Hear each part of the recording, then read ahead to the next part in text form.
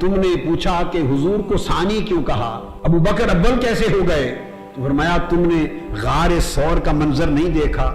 آگے پیچھے دائیں بائیں تو ابو بکر چلتے رہے، جب غار میں داخل ہونے کا وقت آیا ابو بکر نے عرض کیا آقا آپ باہر رہیں، پہلے میں جاؤں گا، غار میں پہلے میں جاؤں گا، ممکن ہے کوئی سانپ ہو اور مہلک چیزیں ہوں، سوراخ ہو، تو غار میں داخل ہونے والا پہلا ابو بکر تھا حضور کی جان کے لیے۔ اندر گئے،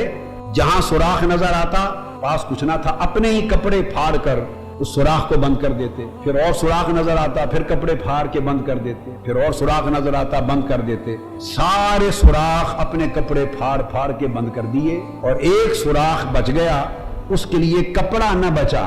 کہ ستر بھی تو رکھنا ہے، اپنا پردہ بھی رکھنا ہے جسم کا، مگر اب کوئی کپڑا نہ بچا جو سوراخ بند کرنے کے کام آئے، وہاں اپنی ایڑی رکھ دی کہ اگر سانپ ہے اس میں کوئی تو مجھے ڈس لے، میرے محبوب کو نہ ڈسے۔ سارے سوراخ بند کر کے جو دو میں سے پہلا اندر گیا، تب عرض کیا آقا اب آپ آ جائیے، اس لیے حضور دو میں سے دوسرے ہوئے داخل ہونے کے اعتبار سے۔ تو ثانی اثنین کہہ کر صدیق کی وفا کا اللہ نے بیان کر دیا۔ دراصل ایک بڑا لطیف اشارہ کیا کہ کسی کا ذہن اس طرف جائے اور سوچے کہ حضور دو میں سے دوسرا کیوں ہوئے، تو اشارہ کیا دوسرا یوں ہوئے کہ ابو بکر نے روک دیا تھا، حضور پہلے اگر جان لیوا کوئی چیز ہے تو مجھے جان دینے دیجئے، بعد میں آپ آئیے۔ تو غار میں داخل ہونے میں جو دوسرے تھے اور جان دینے کے لیے جو پہلے تھے، قرآن مجید کا سیاق بھی یہی تقاضا کرتا ہے، یہ ارجا بات تھی۔ اب دوسری بات کا امکان چونکہ رد نہیں، تو میں نے کہا اگر امکاناً ثانی سے مراد سیدنا ابو بکر صدیق کو لیا جائے تو اول حضور ہوئے، تو جب اول حضور ہوئے تو اس امکان مرجعیت یعنی اس کو مرجع بنا کر اس امکان کی بنیاد پر حضور اول ہوئے، تو قرآن کی نص وارد ہوئی کہ مصطفیٰ تمہارے بعد ثانی ابو بکر ہے۔ تو جب رب کائنات دو کو معیت تامہ ایک صیغے میں ایک ضمیر میں جمع کر کے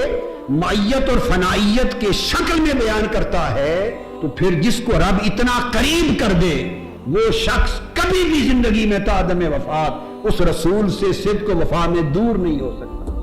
اور پھر فرمایا اذ یقول لصاحبہ، اب یہاں کے فرمایا جب اپنے صحابی اپنے صاحب سے فرما رہے تھے لا تحزن ان اللہ معنا، گھبرا نہیں، غم نہ کر، اللہ ہمارے ساتھ ہے۔ معنا میں پھر جمع کا صیغہ اپنے دونوں کے لیے جمع کر کے اللہ ہمارے ساتھ ہے۔ ان کی پریشانی سیدنا صدیق اکبر رضی اللہ تعالیٰ عنہ کی یہ بات طے ہے، ہر مفسر نے لکھی ہے، اہل سنت اور اہل تشیع میں ہر مفسر نے بلا اختلاف لکھی ہے کہ پریشانی انہیں اپنی جان کی نہ تھی، آقا علیہ الصلوۃ والسلام کی جان پاک کی تھی۔ جسے اپنی جان کی فکر نہ رہے، فقط محبوب کی جان کی فکر رہے، اسی کو فنا کہتے ہیں۔ وہ فانی پھر رسول ہو گئے، وہ تو جب ثانی اثنین میں اول داخل ہوئے، اول داخلے نے انہیں فانی پھر رسول کر دیا۔ اب ان اللہ معنا اگر فرما دیتے کہ میرے ساتھ اللہ ہے، تو اس کا مطلب ہوتا کہ حضور باقی رہتے۔ ارے مصطفیٰ تو پہلے بھی باقی تھے، بعد میں بھی باقی رہتے، اور حضور کی بقا تو کبھی انکار کا مسئلہ نہ تھا۔ اب جب معیت الہیہ خاصہ کی بات آئی، جس نے باقی کرنا تھا، تو آپ کی وفا نے، جزا نے، احسان نے، سخا نے، عطا نے گوارا نہ کیا۔ جو مجھ میں فنا ہو گیا ہے، معیت الہیہ کا وقت آئے مجھے بقا ملے اور وہ فانی رہے۔ معنا کہہ کر فرمایا کہ اللہ کی معیت ہم دونوں کے ساتھ ہے۔ ابو بکر اگر میں باقی رہوں گا تو تو بھی باقی رہے گا،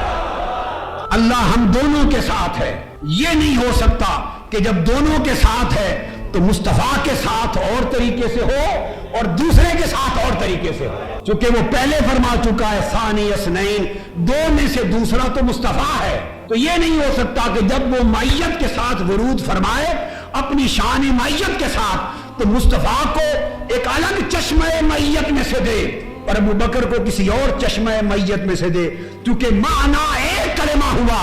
سو معیت کا جو چشمہ جس سے مصطفیٰ نے پیا، اسی معیت کے چشمے سے ابو بکر صدیق کے باوفا نے پیا۔ سو جو بقا تاجدار کائنات کو ملی، وہی بقا اس غلام تاجدار کائنات کو ملی۔